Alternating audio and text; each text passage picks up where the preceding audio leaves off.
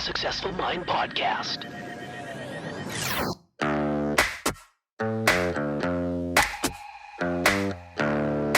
Successful people learn how to make their minds work for them.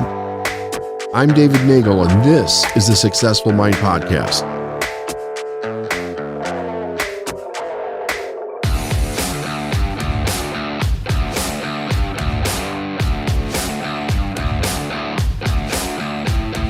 Hey everyone, David Nagel here. Welcome to another episode of the Successful Mind Podcast. Today I want to talk to you about a process that you can use to solve any problem. And solve any problem that you want to go your way. So I want to kind of start off in the beginning a little bit and build up to this as I talk about it, because I think understanding the way that we currently think about things is quite important when it comes down to this idea. So most people go through life solving problems based just on the evidence of whatever, say, the circumstance or the problem is presenting in their life, which usually is, here's some physical evidence of a problem. Okay. I like to use in my life, I had a problem that I experienced in the early 90s that I viewed this way. And basically what it was a bankruptcy, right? So in 1991, 92, I don't remember the exact date on this, but what ended up happening was I lost my job. I had no education. I couldn't get anything but a laborer's position. Lost our car. It was repossessed. We ended up on food stamps for a period of time and, in fact, did file bankruptcy. And that seemed like the only option at the time because I was looking at the problem that we had, what I believed my ability to solve the problem was, which was not much. And that really caused us to be stuck in a situation where it seemed like the only solution is this terrible thing of having to file bankruptcy. I mean, that's just the way that it was at the time. But what I didn't know was that there was another way to see this problem, and that had I known that, I would have never had to file bankruptcy, and I could have changed the situation around on a dime. But at that time, I didn't know it. So later on in life, after I had started a business, I ran into a much larger problem when somebody basically took a large sum of money from our company and left me with tax bills, left me with all kinds of personal bills, business bills, kind of took my list at the same time. And it was actually a worse situation to be in than when I had the original problem many, many years before. But I was able to solve this problem without going bankrupt and turn it around very, very quickly. And the question is, how did I do that? What was different? Did I have more skills? Were there things that I could do that were different? Yes, on the surface, that's what it looks like, although there were definitely ways that I could have done things different back in 91, 92 when I first ran into this problem. But I only could see those things looking in reverse. I couldn't see them at the time. So here's where it comes down to what the issue is. First of all, we have to understand that we're creative beings, and most people never take that into consideration when they think about problem solving, meaning that yes, you may have a series or a set of data or facts or circumstances, hardcore situations, and data right in front of you. And it all paints a story. It paints a picture. What happened, what the consequences, where is this going, what went wrong, did someone make a mistake, what do we do now? But what most people don't take into consideration is that there's always another way. And they don't take that into consideration because they've never been trained to really look at that before, that there's actually another way, meaning that because you're a creative being, you can create a completely different outcome no matter what the problem is that you're facing. And today I want to show you how to do that. I want to explain to you how to do it because the explanation of it's not difficult, but you do need to practice it to be able to do it. So number one rule is that you have to understand you're a creative being. All the faculties of our intellect are creative in nature, right? That's exactly what human beings do. We're constantly creating, whether we're conscious of it or we're not conscious of it.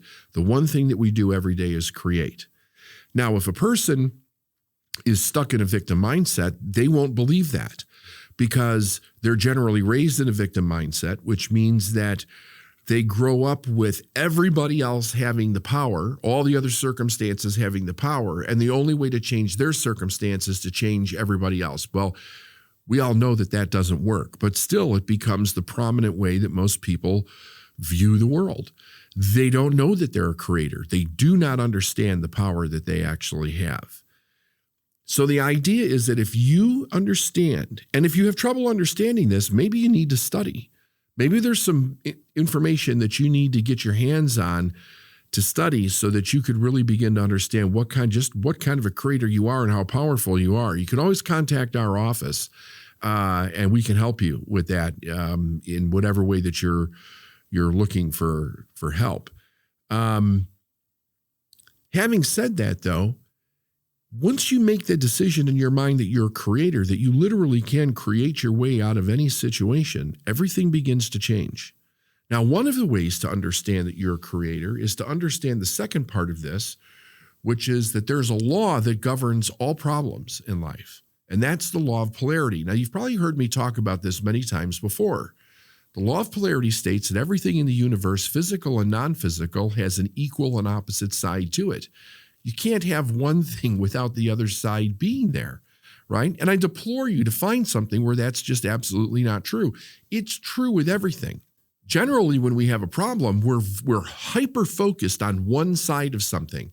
But if you understand the law of polarity, it reminds you to focus on the truth that there's another side to it. There's a solution to it, right?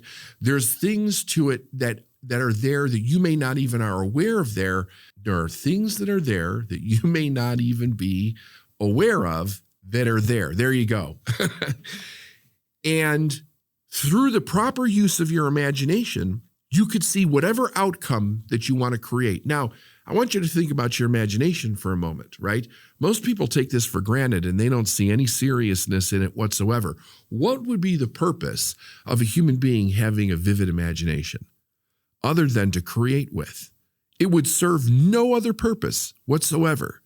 To be able to create any image or idea in your mind and hold that image in your mind is the use of your imagination. And most people use it in a way where it causes more problems, right? So they have a problem occur, something goes wrong, situation, circumstance, whatever it is that it might be, and they start focusing on everything that can go wrong. In other words, they start engaging their imagination focused on what things or how it could possibly go wrong. They don't understand that their imagination is part of our creative power. And whatever idea you imagine and hold with your will in your mind, you will manifest in your life. But again, if a person's coming from a victim mindset, they won't realize that they're creating their own life. They will not understand why they keep having the same problems over and over again.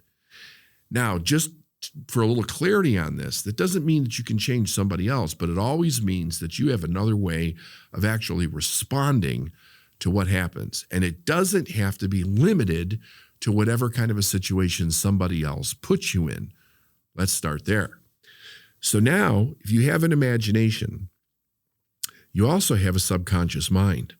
And the subconscious mind is what's connected to the infinite or God or spirit or the universe, whatever word that it is that you want to use to describe it.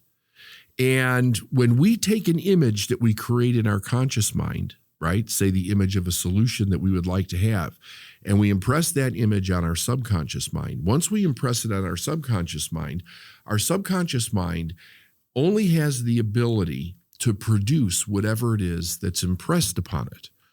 And most people also don't realize you could ask your subconscious mind for help.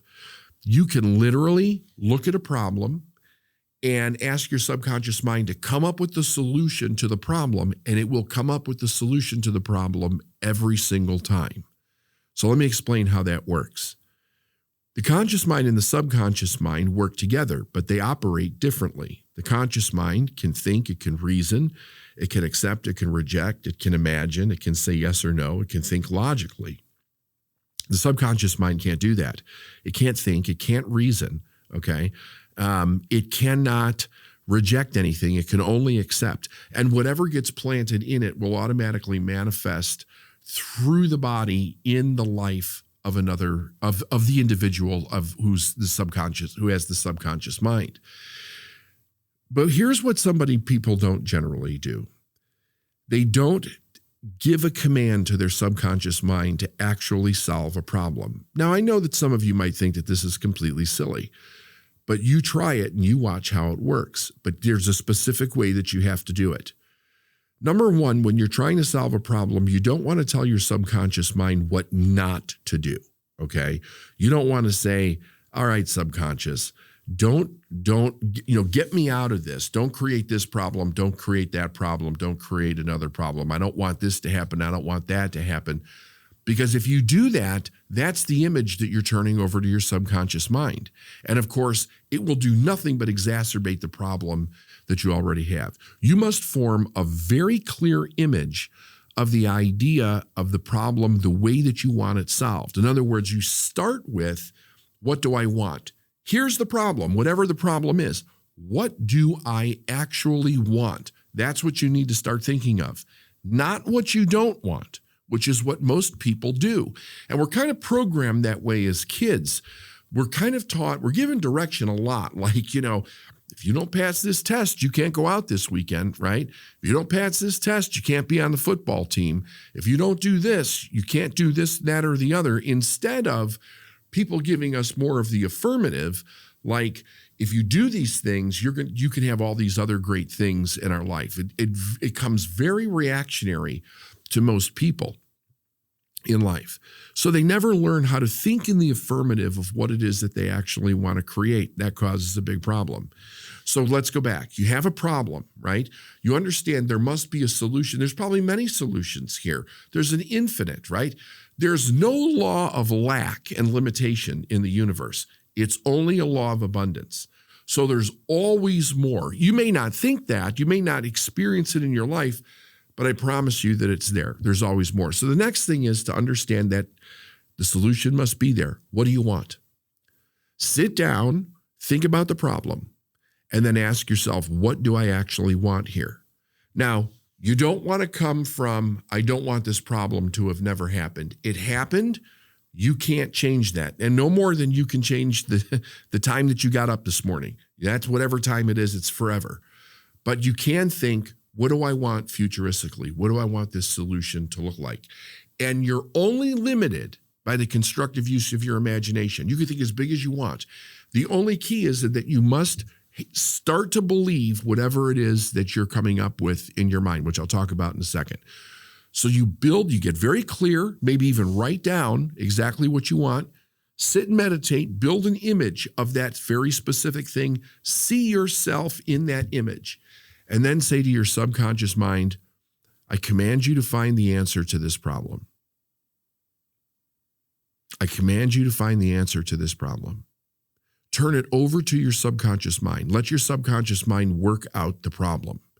Once you're clear, once you give your subconscious mind direction to solve the problem, you can go on to doing whatever it is that you have to do, and you will find that the answers will come up in an intuitive hit inside of yourself. It'll give you an idea. It'll give you a direction. As soon as they start to come, write those things down. Now, for most people, the best time to do this is usually right before they go to sleep at night.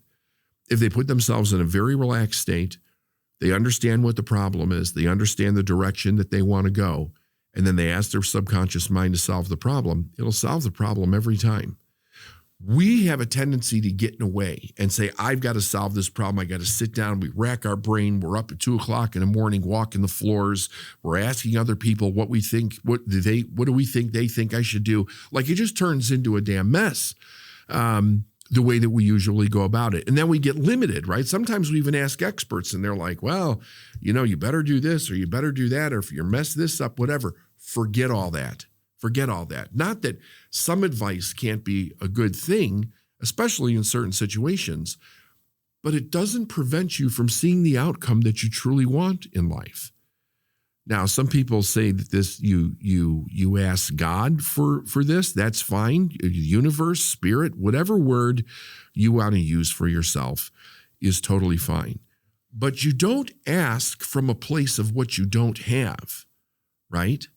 You don't ask from a place of what you don't have. You see the result that you want, and then you ask your subconscious to solve it, to give you the answer. To give you the answer of what it is that you want. And it will do it every single time. Later on in my life, when I had a big embezzlement in my company, I went through this process and I turned it all over to that idea. Help me solve this problem. And every solution began to pave the way for the next step. We turned it around in less than a year. It seemed at the time that we were totally locked in a box and we weren't going to be able to get out of that box. There was even a consideration by somebody else in my life that I go get a job at that point, because how are we going to turn this around? We were going to have to go bankrupt again. It's like, I'm not doing that. I'm absolutely not doing it. Once I got out of the fear mode of the original problem that happened, I began to sit down and I began to think, what do I want? What do I want? And then I asked my subconscious mind, show me the way. Show me the way to do it. And sure enough, it showed me the way. It came up with ideas in my mind that had not been there before. I began to take action on those ideas. Every door opened that I needed to open to turn around the problem. It will work for any problem. And I've done it ever since. It'll work for any problem that you have. It'll open any door that you need. It'll help you find any person that you need. It'll help you find whatever resources, money, or any other resource that you could possibly want in your life. It will show you exactly what to do. It'll show you exactly where to go. It'll show you exactly what it is that you need to turn a problem around and to do it in shorter order than probably anything else. But you have to work on it. You have to believe it. And to believe it is to understand how the process actually works. You have to rely on the truth that the answer to that problem has to be there. And you've got to get out of the consequence and focus on the truth. The last little bit of this is that when you do it, get rid of all doubt and worry from your mind. Just cast it to the wind. Only focus on what you want, and it will show up. If you sit around and let your mind fill with doubt and worry, you're going to have more of you're not going to get the answer, because when you worry, when you get emotionally involved in something, you're telling your subconscious mind, produce more of this in my life. The idea is stay in the expectation of what you want. Expectation is a powerful force that will bring you anything that you could possibly imagine. Do this, work this out, and then let us know how it worked for you. Love you guys. Have a great day. Talk to you soon. All right.